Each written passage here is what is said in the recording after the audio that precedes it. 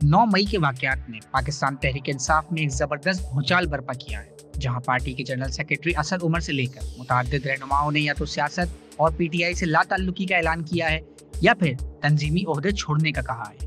इन रहनुमाओं में बेशतर लोग वो हैं जो इससे पहले दीगर पार्टी से पीटीआई में शामिल हुए थे। फवाद चौधरी आज़ाद हैसियत में अपने सियासी सफर का आगाज करने वाले फवाद चौधरी मुख्तलिफ नजरियात से मुंसलिक पार्टियों में शामिल रहे और उनकी क़यादत को मीडिया पर डिफेंड भी करते रहे। 2012 तक फौजी आमिर जनरल परवेज मुशर्रफ के तर्जुमान की हैसियत से काम करने के बाद वो पाकिस्तान पीपल्स पार्टी के यूसुफ रजा गिलानी और राजा परवेज अशरफ की काबीना का भी हिस्सा रहे। 2018 में पीटीआई में शामिल होने के बाद फवाद चौधरी पहली दफा कौमी असम्बली के रुकन मुंतखब हुए और काबीना में वफाकी वजीर बराए इत्तलात और साइंस और टेक्नोलॉजी के तौर पर फराइज अंजाम दिए।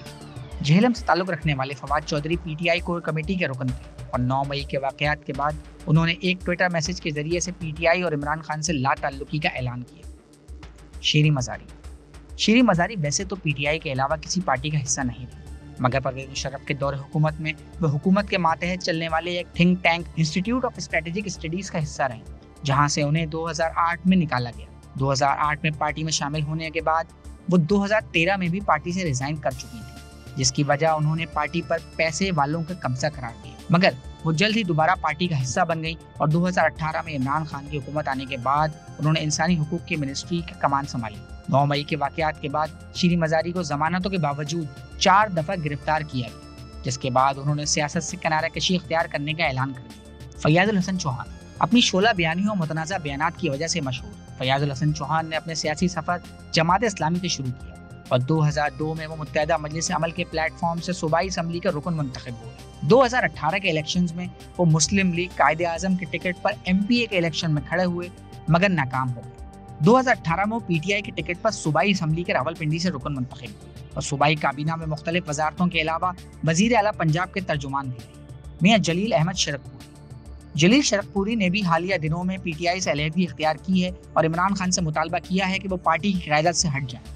जलील शरकपुरी ने अपने सियासी सफर का आगाज 2002 में मुस्लिम लीग नवाज से किया और शेखपुरा से कौमी असम्बली की सीट पर मुस्लिम लीग कायदे आजम के मियां अजहर को शिकस्त दी। 2011 में उन्होंने ऑल पाकिस्तान मुस्लिम लीग में शमूलियत इख्तियार की।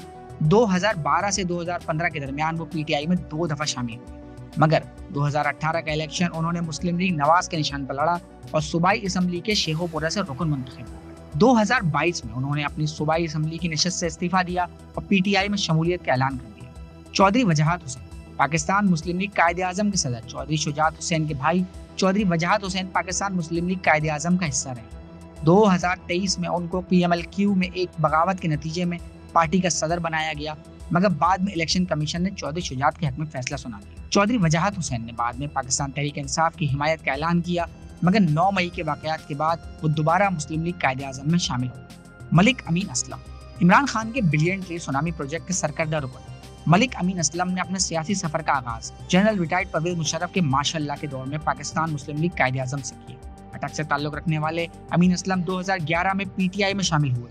2018 में अटक से पार्टी टिकट ना मिलने पर वो पीटीआई क़यादत से नाराज हो गए, मगर इलेक्शन जीतने के बाद इमरान खान ने उनको वजीर आजम के मुशीर बराए माहौलियात का ओहदा दे दिया। अजमल वजीर आला खैबर पख्तूनख्वा के मुशीर बराए इत्तलात अजमल वजीर ने सियासी सफर का आगाज मुस्लिम लीग कायदे आजम से किया और 2018 में इमरान खान से मुलाकात के बाद पीटीआई में शमूलियत का फैसला किया।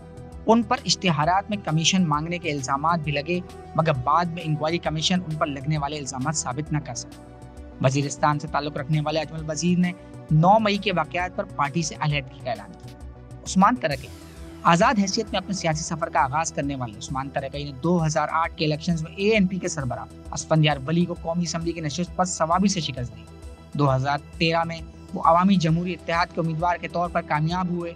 2016 में इत्तेहाद की पीटीआई में शमूलियत के बाद वो पीटीआई के प्लेटफॉर्म से कौमी असम्बली का रुकन बने। उन्होंने भी 9 मई के वाकयात के बाद पीटीआई से अलहदगी का ऐलान किया। मजीद न्यूज अपडेट्स और डिजिटल स्टोरीज के लिए सब्सक्राइब करें डॉन न्यूज पाकिस्तान।